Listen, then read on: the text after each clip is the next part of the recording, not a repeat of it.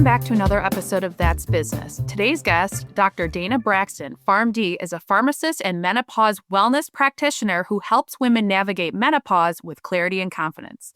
She's the founder of Lierre Naturals, where she blends science, education, and real-world support to address symptoms women are often told to just deal with. Ain't that the truth?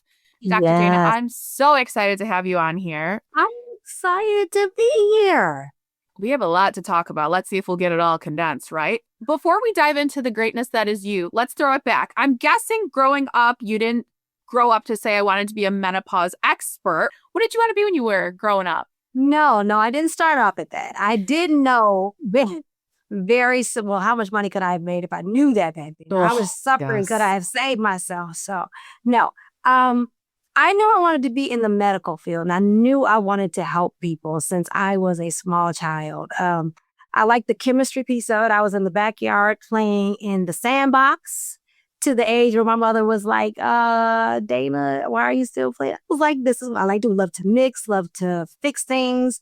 And I always wanted to help people, from the dolls that were in the bed. I'd put Band-Aids on them. I'd get the stethoscope and be like, are you okay? Are you okay, Mommy? She's to even fixing in my mother's kitchen. I can still remember I would unloose every screw she had just so I could say I fixed them for her and screw them back in, right? So everyone, my father coming home, he's like, what did you do? She's like, she took all the knobs off in the kitchen. Oh my gosh. She did it again. I wanted to be so helpful, So, and again, the science piece of it was always just there. And one of my earliest memories, I had a doctor, and she was my pediatrician when I was very young. Her name was Dr. Womack. She recently just passed away. Oh, and I remember going to her. I could see it like it was yesterday. And she gave me my exam. And I came out of the with my mother, and we're sitting in the waiting room waiting for a prescription or something. And I looked at my mom and I said, I want to be a doctor. And she went, okay. And she said, tell her. I might have said something like, can I tell her or something? And I ran back. They had this little funny long hall. And I ran back in and I told her. I remember her face to this day. And the reason I knew she passed away, because I went to her funeral, because I was like, she was a Black woman at the time back. You think about it. I mean, it's like, 40, 50 years ago, right? Right. A Black woman that was at the top of her game. And it was like, wow, that made such an impact over me. So that piece of it, I always knew I'd be in the medical field some kind of way.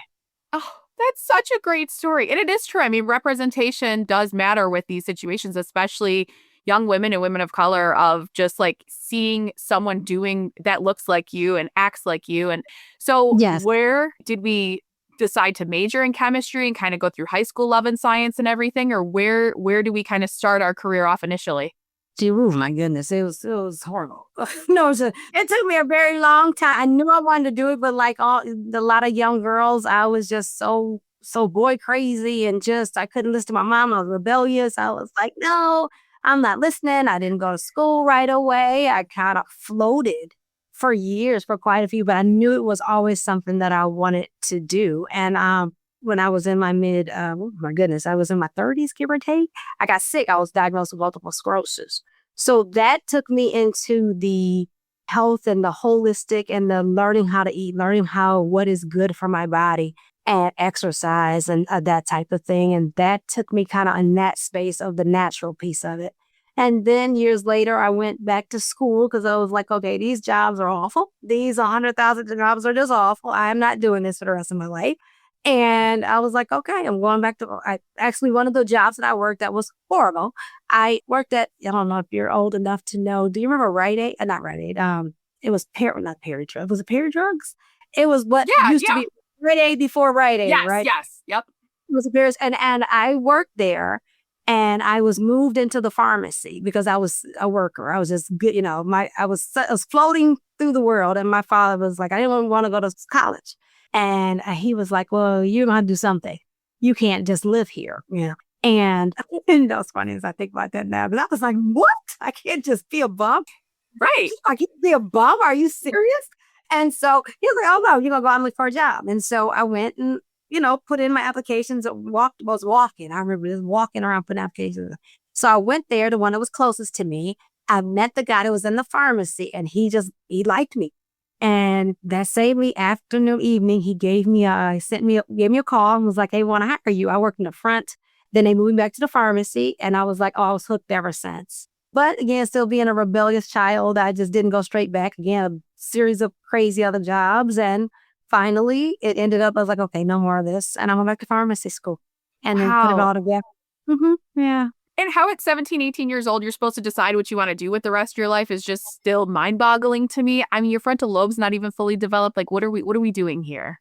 No, right? Even if they just give you some life experience or something that's fun and engaging, right? So that you go, "Oh, I might like that." One thing I will say, my mother was good at just giving me different experiences and just kind of try this, try this, try that. But I think we don't do it so much when it comes to careers, right? We do it with, life things, but, go learn how to swim, go learn how to play tennis, do this, but not, "Hey, let's let you meet a doctor, let's you meet a dentist, and in different cultures, especially in different groups, right? Especially underserved groups, they're not necessarily connected. When African Americans 20 years ago, 30 years old, oh goodness, I'm dating myself, 50 years ago, they had the neighbors were doctors, the neighbors were pharmacists, the neighbors were nurses. So you could say, "Hey, let me talk to him, let me see him," back to the representation, right? So you could see it. So again, but without it, you're just kind of floating. Exactly. And how did that decision come to fruition? Because that's not an easy one. I mean, to go back to school and go back to intense school, mind you, Oh, I mean, how'd that come? Oh my goodness. So that's a long, crazy story too. So again, series of just funky jobs, right? And the last two, I was a waitress. I was a waitress at Red Lobster, 12 Mile and Telegraph. They long ago that I was. know. Again, Yep. did that. It was awful. I was just again floating with a bunch of crazy people. We're all just trying to make it. Again, young. My father, who worked at Chrysler, said, "Hey, come back and work with me. You want to work with me?" He was skilled trades. "Why don't you work here?" Because again, he's looking at his daughter like, "Oh my God, what's going to happen to my daughter?" I know that's what he was thinking. And so I said, "Oh, I'll work there for a minute." Again, just moving through. So I worked there for 15 years, next thing you know, but it was good money, right? I was like, "Oh, this is good money." But I was working under the cars. Literally, I worked in the underbite. So you'd see me with my hands like this, pushing up, doing it. But I was making great money, right? I was making great money for a young, 19, 20-year-old. I was like, I was legal. I was legal. So I was 21, 22. And I was like, oh, I'm great. I'm making tons of money, right? I can do this forever. And when I said I would come home, my hands would be swollen. I was like, "Oh, this is some crap," right? I was like, "Okay." But again, the money gets you and you get around people that don't necessarily, we're all kind of going the same way. Just, hey, think about it. The Midwest, Michigan, the Motor City, you get one of those jobs, you're like, "Oh, we're good. We'll stay here forever," right? And it's good. You get a pension, you retire here because that's what everybody else is doing. And I was just like, "No, this is just too much." After like 5, 7 years, I was like, "Oh no, I can't do this." So then I got my first degree, went up in management. I started doing that, moving. And one of the big things was, again, management, I'm upper management. And they were having layoffs and it wouldn't affect management, right? And they kept saying, "Oh no, you all are fine." And the negotiations came out. And I remember I asked the boss to his face, I said, "Is anybody going to lose their job in the department?" I wasn't the lowest one, but I'm always so concerned about everybody. I said, "Who will anybody?" He said, "Oh no," looked us dead in our face and said, "No, nobody's going to lose your job." All of a sudden, they came back around negotiation. The gentleman that was the highest in the department, he's retired. He decided to retire. He had something like crazy, 40, 50 years. And then the boss goes, "Okay, nobody has to lose their job." I'm like, "Wait a minute. You told us nobody was going to lose their job anyway."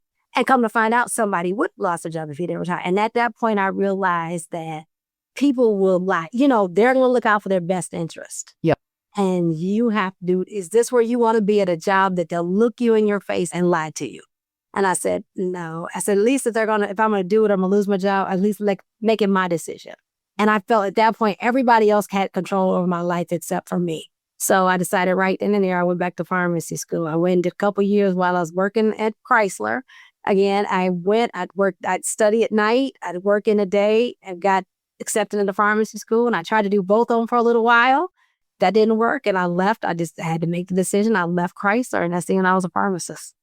Wow. So we graduate pharmacy school. And when did we have the idea to focus more on women going through menopause? So when I was doing pharmacy, my first couple of years, I used to always joke because women would come up to me all the time and say, what do I do? Hot flashes. Now, mind you, even though I went back later because I was 38 when I went back. So I was young, right? I thought I was old. And that's funny because you think you're so old, but you're not, right? Exactly. And they were coming to me all the time, but what do I do for hot flash? Again, I'm the pharmacist. I'm supposed to know. Now, at that point, black coal ash probably was the only thing that they had out that was over the counter. And I'd go, I was like, lady, I would help them, but I say, Lily, this is the only thing that we had. And I jokingly would always say, if I could make something for these women, again, I had no idea what they were going through because I wasn't going through it. And I'm like, oh, if I could make something for these women, I'd be rich. Again, saying it very, just joking, being very facetious. Right. And fast forward to me turning 50 and I have my first hot flash. I was like, I get it. I understand finally. Oh, this is what you've been doing all this time, right? And so that's when I started ring. So COVID hit, we're in COVID. I had started again. I left Myers where I was a pharmacist. I left there. COVID hit though. My business had went down because of COVID. And I'm going, oh my gosh, what do we do? We got a whole bunch of girlfriends sitting around. Everybody's hot and bothered, having flashes, mad about life because but I'm mixing stuff in the corner. I'm mixing, with the herbs. I'm like, okay, I got time. Let me figure out something for this hot flash. Because again, it started to hit me. I was like, oh no, we're going to do something. I started traveling a little bit, trying to figure out life things like visiting other countries and learn about different herbs and stuff like that. Again, with COVID, I realized, okay, I got a lot of women who are going through this. So I started testing it out on my girlfriends and realized that this was an area that, needed to be addressed because no one was talking about it. My mother didn't talk about menopause. She didn't know anything about it. It was like she was miserable. We were miserable. I was a horrible teenager when she was going through it. So we're just fighting, thinking that's life. That's how it's supposed to be. But it wasn't, right? She went through it very bad and I didn't get it until, again, I was, in my 50s. So I felt, bad that I didn't. But that was kind of how it progressed to me creating this. And there's no place I can go and not talk about menopause. I could be talking about another subject. If somebody finds out that's what I do, I guarantee you it talks about it. Because a lot of women are just suffering through this whole thing. Right. And I want to talk about the products you have and how you've come up, especially with your drops you have that I've seen. Such a beautiful product. But talk us through, of course, you said more night sweats and some of those common problems women are facing. So this formula you've created, what does it help women with? I mean, the application, talk us through it. Okay. So as I was going through and I wanted the one drop that would help balance out our hormones. Because when I was first, I would call it afflicted. Like I had yes. That's how you feel almost like you're afflicted with these hormones. So again, when it first hit me, I didn't even realize I was going through menopause. I'm thinking, again, you always think, oh, there's no way. No way, not me. Yep. I'm not that old yet, right? I'm not that old. Because in pharmacy school, med school, all that, they don't talk about any of this. There's nothing. Nothing. There's no classes. They'll talk a little bit about women's health, right? They'll talk about estrogens and a little bit of that, but they don't tell you why. They don't tell you that, okay, you're losing estrogen. You're going to be miserable. This is happening. This is drying up. This is going on, right? You just learn that this is the drug for it. This is it. And that's it. You'll even talk to like OBGYNs. They have no additional training when it comes to the menopause. But anyway, so that's concerning. Right? So as we're going through, I went, what is the biggest thing that can help women out? Again, I traveled, I talked to herbalists, OBGYN, my OBGYN helped me kind of test it, talk about what was good, what didn't work. And what the biggest thing was the hormones. Again, I was sitting around crying. I would cry.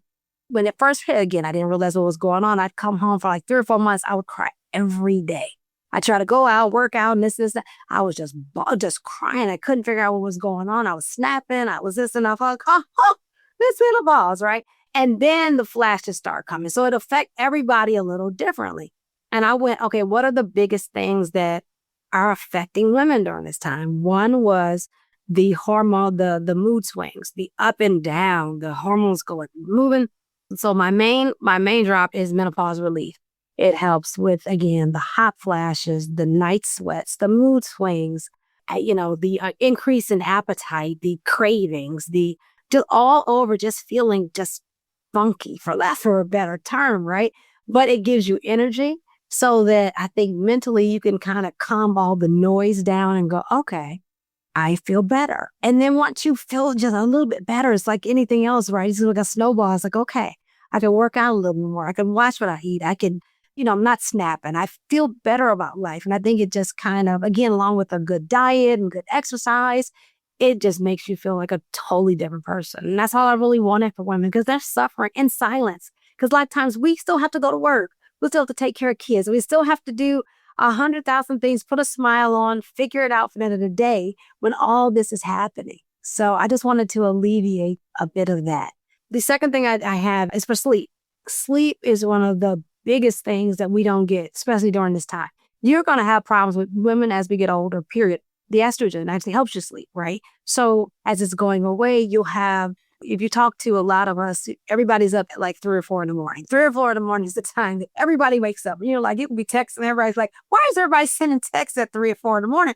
Because it can't, either a night sweat hits you or just a hormone imbalance, right? And not having sleep is it's horrible. You get a good night's sleep, you feel not only physically refreshed, but mentally, right? Our body goes through so many changes. I mean, it fixes itself. You always hear that, but it does. Mentally, it cleans itself out. Same thing physically. And having a good night's sleep, it changes everything. I promise you it does. So that was another thing I wanted to address. And the third one was appetite. As I said before, you have these cravings and it's like, okay, where'd that come from? And sometimes they're ridiculous cravings. And so I want, again, because not only do we the estrogen helps you keep muscle, keep your metabolism going, keep a shape that kind of we like when maybe we're 20, right? Now, I'm not saying we'll get the 20-year-old shape, but I want it to help because some of this is just, and let's be honest, sometimes we just want to feel better physically, and look better. And that was something I wanted to address too, but that's what I get a lot of. Why am I eating like this? Why is it good? Why am I looking like, why am I feeling like this? So put them all together, they make I felt a complete package to help you wherever you are. You don't have to take all of them, right? But some of them, again, some of them want a little bit more menopause, some of them want a little bit more appetite, sleep. But, I can address it that way. But that's why I created them. That's amazing. And I'm even thinking about just like the health education we have. And I feel I've learned more in the last 5 years than I ever had in my entire life. I mean, especially coming to the age of friends having kids and all of this and learning about their journeys. I'm like, excuse me, what? What is happening? And it's just crazy. So I'm so thankful for people like you who are just doing the work and just getting that information out to people because it's so freaking needed. Now, I know you also do consultations, and I don't know if I'm misrepresenting by calling it coaching, but how do you work with women outside of the products you have and what you kind of offer to alleviate these symptoms, the stresses, everything going on? Right. So I actually like the counseling more than I do anything. I guess I can run my mouth a lot, right? So, but because we like to talk, right? Yes, like to talk. But it always, I won't say it hurt my feelings, but it always amazed me how much we don't know. And again, I'm a pharmacist. I went to school, and how much they didn't teach us about women's health. We had literally one class, not the whole semester class, one class on women's health. And I was just like, oh, this is crazy. But I love counseling women because you'd be surprised how women don't know what stage I'm in, what's going on in my body, what do I expect? What can I do better now to not only feel better now, but feel better in the future? I think in future, I mean premenopause, perimenopause, postmenopause, right? So a lot of the things we don't see, because once you get past a hot flash, you get past the mood swings, you're like, I'm good. But a lot of women that are postmenopausal women don't realize women are the number one dying of heart disease, right? We're the number one group that's getting dementia. And again, they think that because of sleep, lack of sleep, things of that nature. Not that that's the only reason, right? But bones are breaking. We're dying because we have a bad fall because we didn't understand how to eat right, how to exercise, how to get ourselves together. Because again, once we get a certain age, our bones are less dense or they become less dense. And there's things that we can do to prevent that, right? And this is the things that I love to point out to people that they didn't see or they don't see. Or and again, even in the early in menopause or premenopause or perimenopausal stages, just being miserable sometimes. Just to help them get a good night's sleep. these are things that I love to talk about. I have counseling. I do personal counseling, one-on-one counseling. I currently have a big cohort of like 20 women who want to discuss. Yes, I give a weekly session. They come in, we talk about it. They're accountable for whatever they wanted to do or whatever their goal was, whether it was less hot flashes, whether it was weight loss, whatever it may be to feel better. We talk about it. We talk about it in a group. We talk about it individually. I meet with them again. The bigger group, they'll get once a month, and then they'll get it every week. They can come see me. So again, I love doing that. I'm sure people go, I didn't know that. Oh my goodness, so I can talk about it everywhere, all day long, everywhere. I was just a hairdresser, and that's a big place. We're talking hair loss, things like that. Some things that people can do, some things that they can do to help themselves out. So that's all I really want to do. Again, like I said, I always wanted to help people, and this is where I should be helping. Yes. And I just learned about the different stages of menopause, I don't know, a year ago. I was like, that's a thing? I didn't know that was a thing. I mean, it's just crazy. And I feel like women especially are told to like almost like sit down, shut up, don't complain. Supposed to be naturally caregivers, things like that is what society has told us from the freaking beginning. But putting a group together of women that can bounce not even ideas, but just symptoms off each other and feeling seen. I mean, it's so great. And you're going to make me lose sleep over the fact that you have one singular class about women's health in your pharmacy program. Like, I'm going to lose sleep over that because I can't get over that right now. It's crazy. It's crazy. And it really, again, pharmacists will just discuss them because we're supposed to know everything, like what's going on and things of that nature. But it's just like, hey, there's some hormones, there's some estrogen you can give them, and then that's it. And give them a lubricant, give them that. All right, so there you go. And that's it. Never, hey, this is a real thing. This is what's happening. I do not remember anyone even saying menopause in pharmacy school. Now, it's been a minute, but I do not remember anybody having that conversation. I even talked to some of my pharmacy classmates. I'm like, do you remember us talking about it? They're like, no. Yeah, we were all struggling to get through pharmacy school. However, I don't remember anyone. No one remembers anybody saying menopause. And I've talked to, like I said, OBGYNs. I've talked to primary care physicians. I'm like, did you get a class in med school? They're like, no.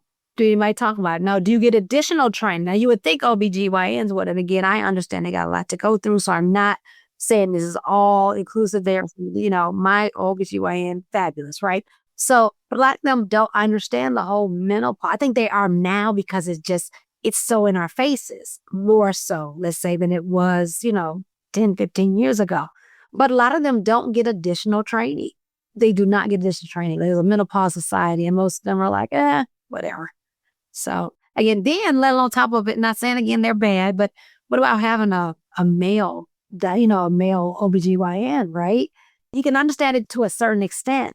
The science behind it, right. Right? But to be able to tell, to say, hey, this is what I'm going through, and then have somebody really hear it, or like you say, I think that's different. And even in the groups that I have, we'll always have a group of women. Everyone gets really quiet when it's let's talk. And the first one, especially the smaller groups, right? When we're talking about when we're kind of specific about what's going on, and let one woman talk about what's going on. The whole room is like, I want to talk. They let me, I'm going through that too. So I enjoy that piece of it also, so that they can, like I say, encourage each other. Me encourage them. They encourage me. I enjoy that piece of it. I would love to hear. So the symptoms you've talked about already, night sweats, loss of sleep, loss of appetite. What are some of the other maybe not so common symptoms? And I know it obviously depends on the person, right? But what have you seen in your practice and what you do that a lot of people are just not talking about that's a pretty common symptom in the menopause cycle? Oh, there are so many. It's like 100. Like, I didn't notice until I started really studying. And it's like 100 and something symptoms that can be associated with menopause and perimenopause. It's like, here, right? So like I said, we know the big ones, but like there's ringing in the ear, there's skin itching. I have a itching and a ringing that don't happen. It doesn't happen much anymore, but it would happen right in the middle of my ear. Now you talking about, I feel like it drove me crazy, right? But there's rashes that can be associated with it. There's, again, the lack of sleep The big one is, I'm blanking, the brain fog. I think that is so huge, and it's so many little things that you can do to fix it.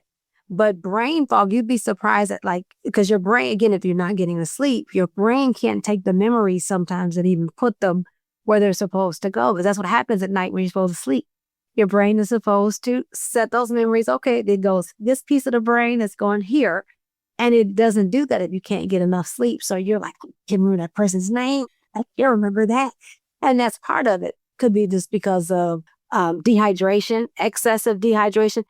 GI symptoms always are a big one that people don't talk about, right? You'd be surprised because there are enzymes and bacteria that have to be processed properly, that as you go through menopause, they go away or they decrease. So it's making it even more difficult without the estrogen, again, to activate proper digestion even.